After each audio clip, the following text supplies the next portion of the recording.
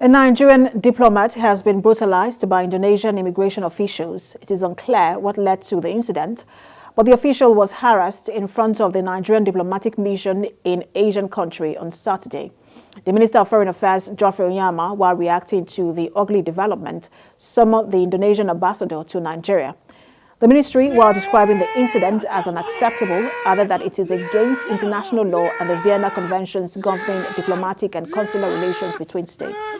In a video of the incident currently circulating on social media, 3 men were seen wrestling a black man inside a car. They pinned his neck to the car seat and he kept begging for help. The man kept pressuring him as he screamed, "My neck, I can't breathe." This statement is reminiscent of the killing of George Floyd in the U.S., which sparked the Black Lives Matter protest globally. And media analyst, CEO and Case Consulting, Ike Ogbebile, joins me on the news from Washington via Skype to discuss this. Good to have you join us. Precious, how are you? I'm good. I'm sure you've seen this video. It is horrific. If I mean, I have to describe it that way. It is a very ugly. I mean, it is ugly to watch. One would think that Nigeria and Indonesia has very important relations, especially because Nigeria was the first country to establish diplomatic relations with Indonesia by building its own consular in that country in 1976 in sub-Saharan Africa. One would think that it's important. Tell us what you make of all of this.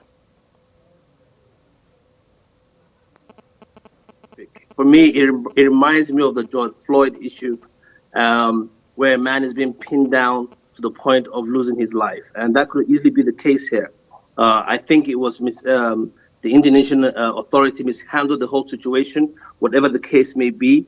It's a very inhuman video to actually watch. It triggers off a lot of emotions in me, particularly, and I bet you most of your viewers. But no one knows exactly what happened there.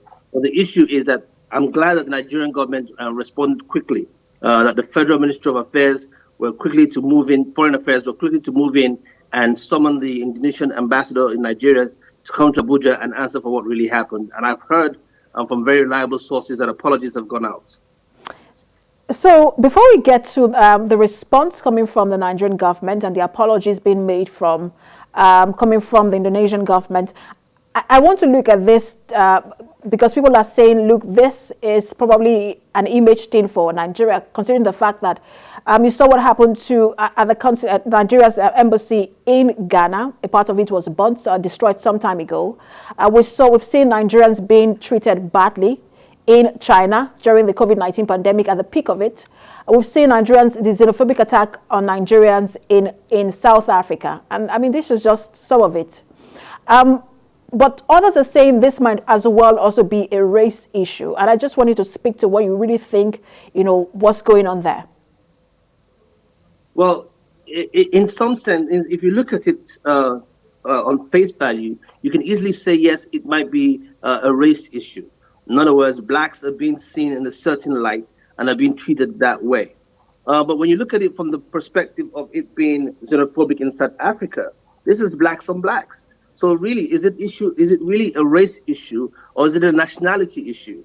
Nigerians in diaspora are not treated in the best way they should be.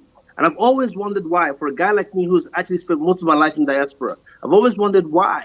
Is it us or is it actually the perception of how they see us? And that leads to this whole manhandling of Nigerians or mistreating of Nigerians in certain sectors when it comes to how foreign governments treat us. Why do we have that perception? Because others have said perhaps the Indonesian immigration officials didn't know that he was a diplomatic official. But before you start manhandling anyone, you should ask for an identity. And perhaps if he had provided an identity, you would have known that he was a diplomat. But we've seen, this is not the first time. And we've also seen the response from Nigeria, from Nigerian officials saying we're looking into this and that's it. Nothing really happens in terms of sanctions or nothing just happens. So why is it taking us long to correct this? Especially this image prop crisis that we'll have abroad to the end that Nigerians are now being maltreated abroad. he was a diplomat or not. The fact that he was actually a human being and then a Nigerian should get the government concerned. It should get the federal government concerned. We're hearing about it now because he is actually a diplomat. Now, if he wasn't a diplomat, no one would have known about it. There are a lot of guys out there in that part of the world who are being mistreated on a daily basis. They go to court for one reason or the other. They're not treated well, and they end up in prison. Some of them get into life imprisonment. Some of them go into death because of the issues of maybe they were dealt with drugs, whether they have had the proper defense or not.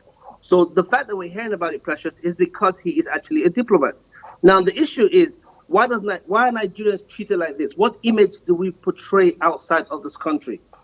My opinion is, first of all, how are Nigerians treating Nigerians? How do we treat fellow Nigerians in Nigeria? We're talking about a foreign country manhandling a diplomat. How do we handle our own, first of all? There's an Igbo and a very strong proverb that says that the beauty of a woman starts in her father's house before she gets to the market square. What does that mean then, Precious? It means that really, if we don't respect Nigerians and treat Nigerians well in Nigeria, then we shouldn't expect anyone else to treat us any better. Absolutely. I mean, the Nigerian government has to do better in terms of how it treats its citizens in here. I mean, that happens in America, where you see how Americans treat the American government treats its citizens. So you can't touch an American anywhere else in the world because it starts from home. But let's turn now to the the apology. Is that enough? When you look at the trade volume between Nigeria and Indonesia, well, Indonesia's second largest trading partner in Africa, we account for over 20% of its trade.